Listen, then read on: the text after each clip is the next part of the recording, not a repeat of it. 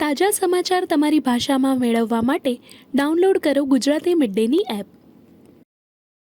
My message to every business in the world is very simple. Come make your product in America and we will give you among the lowest taxes of any nation on earth. We're bringing them down very substantially, even from the original Trump tax cuts.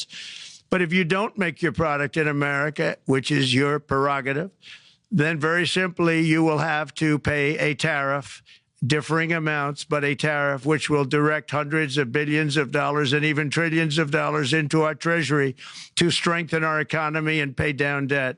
Canada has been very tough to deal with over the years, and it's not fair that we should have a $200 billion or $250 billion deficit. We don't need them to make our cars, and they make a lot of them.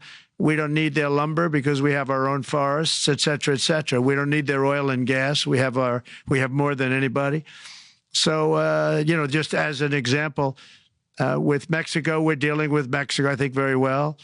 And we're just, we just want to be treated fairly with other nations because there's hardly a nation in the world, and I blame this on us and I blame it on politicians that, for some reason, probably mostly it's stupidity, but you could also say other reasons, but mostly stupidity. They've allowed other nations to take advantage of the U.S., and we can't allow that to happen anymore.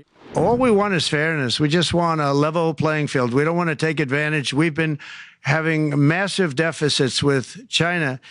Biden allowed it to get out of hand. He's $1.1 trillion deficit. It's ridiculous. And it's just an unfair relationship. And we have to make it just fair. We don't have to make it phenomenal. We have to make it a fair relationship. Right now, it's not a fair relationship. The deficit is massive, as it is with other countries, a lot of Asian countries, actually. But we have deficits that are very big, and we can't keep doing that. So we're not going to keep doing that. But I like President Xi very much. I've always liked him. We always had a very good relationship. It was very strained with COVID coming out of Wuhan. Obviously, that strained it. I'm sure it strained it with a lot of people, but that strained our relationship. But we always had a great relationship, I would say, and we look forward to doing very well with China. And finally, as we restore common sense in America, we're moving quickly to bring back strength and peace and stability abroad.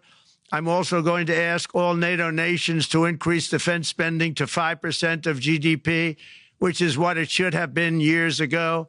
It was only at 2%, and most nations didn't pay until I came along. I insisted that they pay, and they did, because the United States was really paying the difference at that time, and it was unfair to the United States. But many, many things have been unfair for many years to the United States. One thing very important, I really would like to be able to meet with President Putin soon and get that war ended. And that's not from the standpoint of economy or anything else. It's from the standpoint of millions of lives are being wasted. Beautiful young people are being shot in the battlefield. You know, the bullet, very flat land, as I said, and the bullet goes, there's no hiding. And a bullet, the only thing going to stop the bullet is a human body. And you have to see, I've seen pictures of what's taken place. It's a carnage, and we really have to stop that war. That war is horrible.